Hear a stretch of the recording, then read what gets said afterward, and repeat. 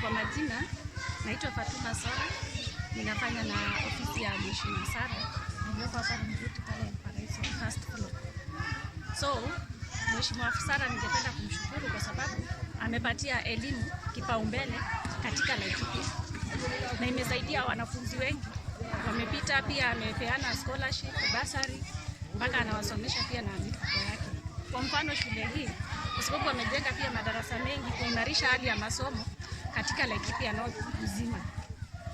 Kama hapa kwa mfano ile darasa tunaiona pale ni Mheshimiwa Sara alitengeneza, na pia kuna shule pale Amani Day Secondary School ambayo pia ametengeneza ili inawezesha hata mzazi maskini anaweza kupeleka mtoto wake shule. Mtoto akipita pia anasomea shule, it is only a walking distance from here. Unatoka tu ndio unapeleka mtoto wako pale Amani School ambayo ni cheap. So upande wa masomo amejaribu sana na imesaidia kumaliza hata hali ya umaskini katika Laikipia, na pia imepunguza pia vita, imetusaidia pia kupata amani, kwa sababu demo watu wanaerefuka wakienda shule ni wanakuja kuona hii vita ni mbaya, tunastahili kuwa pamoja, kwa sababu area nyingi imekuwa na vita, na yeye ameweka ile shule, imejaribu pia kuleta amani katika ile area hii Laikipia, kwa sababu wanafunzi ya jamii zile ambazo wanapigana sana sana kama Pokot, Wasamburu, wote wanakutana pale ile shule moja, mnakuta mnasoma community hapo, amani pia inaimarika. Alafu pia tunashukuru Mheshimiwa Sara kwa sababu hao wanafunzi maskini, kuna wale wanapita wanafanya vizuri alafu wanakosa karo za shule. Kwa mfano hii shule kuna baadhi ya wanafunzi, kama kuna wanafunzi watatu walikuwa na marks zaidi ya 380 na msichana ndo aliongoza katika shule hii, aliweza kumpatia scholarship yeye mwenyewe ya kumpeleka shule amsomeshe mpaka university. Na pia kuna wengine aliweza pia kuzawadi watoto last year na this year Laikipia North mzima, alizunguka hizi shule zote akazawadi watoto wote wale walikuwa na marks zaidi ya 350 kwenda juu, na pia akawakabidhi check ya first term kila mwanafunzi. So hiyo pia tunampongeza sana kwa sababu anajali kila mmoja na ni kiongozi ambaye anafanya kazi yake bila ubaguzi, bila ukabila, hajali ukabila. Kwa sababu wengine kwa miaka nyingi kutoka 1963 kama tungekuwa na kiongozi mzuri kama huyu Mheshimiwa Sara, huyu area MP, ule angetufanyia kazi bila kubagua area ambaye anatoka. Kama ni mwingine maybe angesema wacha ni concentrate na pande za Dondo, Morogoro kwa sababu ni place anatoka ama kabila yangu. So Mheshimiwa Sara anafanya kazi bila ukabila na anafanya kwa ile changamoto tunapitia hapa. Wasasi wengi wa hapa ni wafugaji, na wakati hii saa hii unaona ambayo kunakuwa na changamoto ya jilali, wengi wetu wameenda wakimalishoni, na tunakuwa na hiyo shida sana kuwasanya hiyo wasasi ili tuweze kuendelea jambo kama ile. Kwa hivyo mbeleni nilikuwa na bweni. Mbeleni alikuwa na bweni, lakini kwa saa hii naona labda bado tunapitia hiyo changamoto kutokuwa nayo. Sawa. Kwa majina naitwa Francis Lelelia.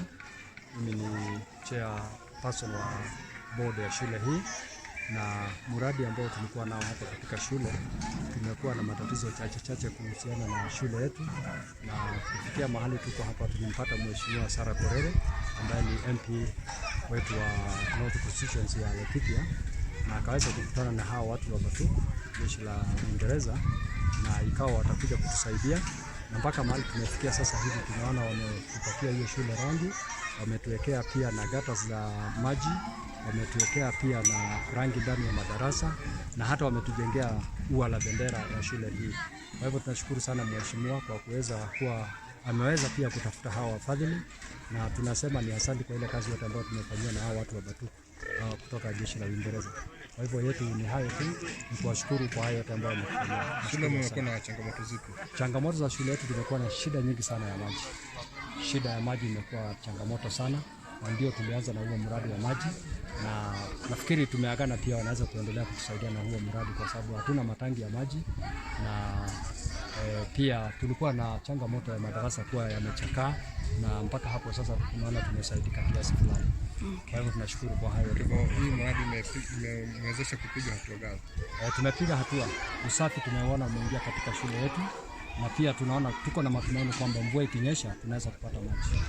Kwa hivyo tunaona kuna jambo fulani ambalo tumesaidika. Hata hivyo changamoto bado ni nyingi. Kuna shida ya hapa na pale, hasa environment yetu ni harsh kwa sababu ya hali ya ukame. Kwa hivyo hata kama ingewezekana ifanye jambo lingine tunaweza kushukuru. Na kuwepo kwa mradi huu wa maji unawezesha vipi wanafunzi kukaa kwa shule pia?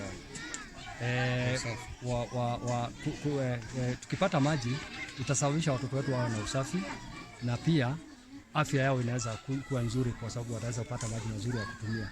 So tunaona huo mradi wa maji ikiwezekana zaidi tuweke kutia mkazo na tuweze kusaidia zaidi. Hapo mbeleni mlikuwa mnaendea maji wapi? Maji ilikuwa changamoto. Maji tulikuwa tunakunywa kwa mashimo ya visima ambayo ni mahali wanyama pia wanakunywa, kwa mto mwingine ambao ni seasonal rivers. Maji kidogo inapita, mvua ikienda tunakosa maji. Kwa hivyo tulikuwa na shida ya maji sana. Na mpaka sasa tuko na hiyo shida ya maji. I'm Major Jonathan Taylor from Batuk. I'm the Community Engagement Officer. I've been here since January, and when I came I noticed that I went through all the projects that Batuk have done over the past few years, and I noticed that we hadn't done too many in this area. So I asked the local MP, Sarah Carrera, and CDF, and they told us that there were 3 schools in this area that they would like some assistance with. And this is the first one out of the 3 that we're doing, mainly water harvesting and painting. The secondary school, just about 1 kilometre from here, linked to this primary school. We're going to have another project in the next month, and then in July we're going to a further school just about another 5 kilometres from here. We've been involved in quite a lot of community engagement projects over the last while. So last month we opened 2 bridges, one in Segura, one in Doldol. Both foot bridges, and the other one was a refurbishment of a steel rope bridge, which helps school children get to school safely and back. And we had great support from the community when we opened it. There were a good 300 people, and Sarah Carrera came as the local MP to open those. We've got a great project coming up next week, hopefully, Polycare, which is Nanyuki Police Station, and it will cover the surrounding counties to Nanyuki, and it's a gender-based violence project, first of its kind outside of Nairobi, and it's 100% British funded, so 85% of it is funded by Batuk, and 15% of it is funded by the British High Commission.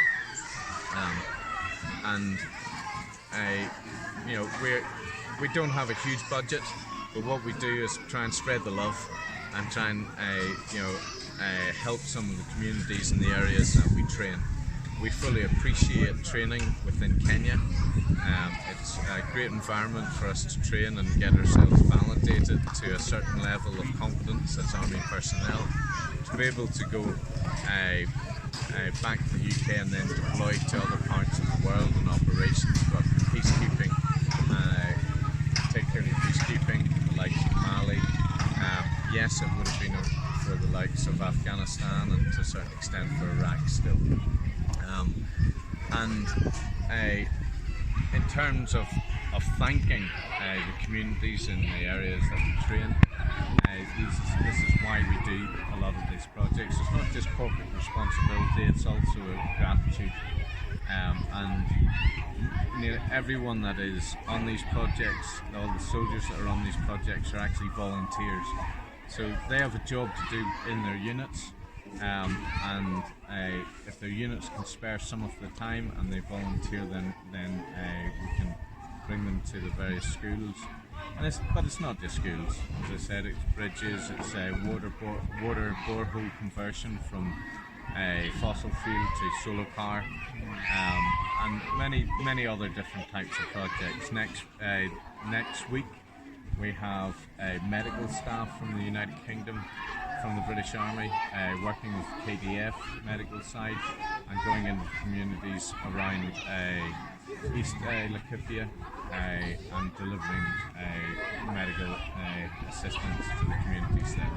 How are these initiatives trying to boost the cordial relationship between the British Army and the local communities and even the two countries?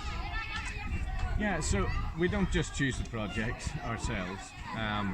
It's very much a case of we'll support government, whether it's county government or whether it's national government. So they have their initiatives, we'll consult with them and they will direct us to where we can help. And so that supports and backs up what is already planned and what is already happening. And that means that the local communities then get assistance from us that they have asked for rather than us deciding. We find that if you've got a foreign army, even though we're just training here, it's good for relations between the two. If we have a large exercise on, we have a lot of military traffic going to the training areas.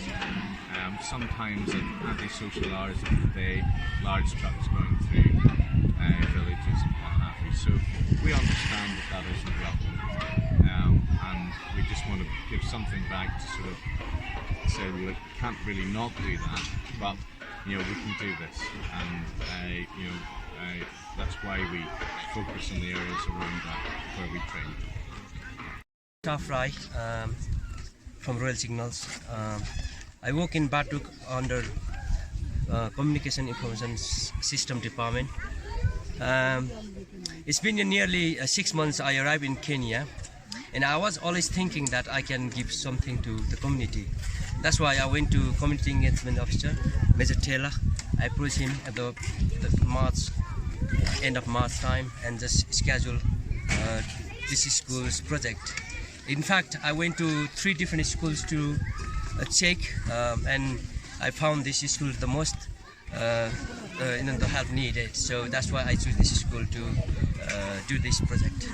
How was it? How did you describe it? It was good. The team, the team I have is very enthusiastic. They want to do. They were willing to share the skills they have.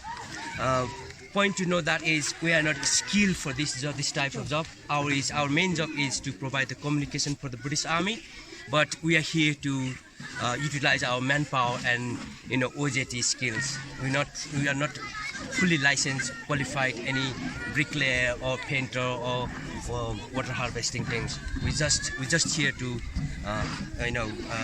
give our the best skill what we have. What has been your experience working here? Experience, I learned a lot of things from this project, such as like I said before, this is the first time. So many things that especially demanding store has to be well in time, and in the time wise it's a little bit different. What I took when I said like 3 o'clock, I expect things to happen in 3 o'clock, but it's not Kenya, it's not gonna happen. So if they say the bricks and all this stuff will be delivered by last Friday, but we just received yesterday about 4 o'clock. Okay. So that was our little bit. That's why we're lacking behind. So otherwise it would have been completed by yesterday by 4 o'clock. The teacher, the community, the students, they're really helpful and approachable. They want to see us, so as we do. That's touching with that one. And last night we organized kind of cultural sharing food. They made that. The chicken and rice from the Kenyan style, and we made my team, Nissan, Prozol, Ben, and Gaurav. They made our Nepalese style food, and we exchange and we share our knowledge and thoughts, until 9-10 o'clock in the evening. So we're working until on say 7 o'clock. Head teacher was working until 8 o'clock in the evening, but we were cooking, and we really that's the touching bit. They are really in it. This is the government school, but they are taking as one. That's only school. That's a private school, which is the head teacher. Thank you.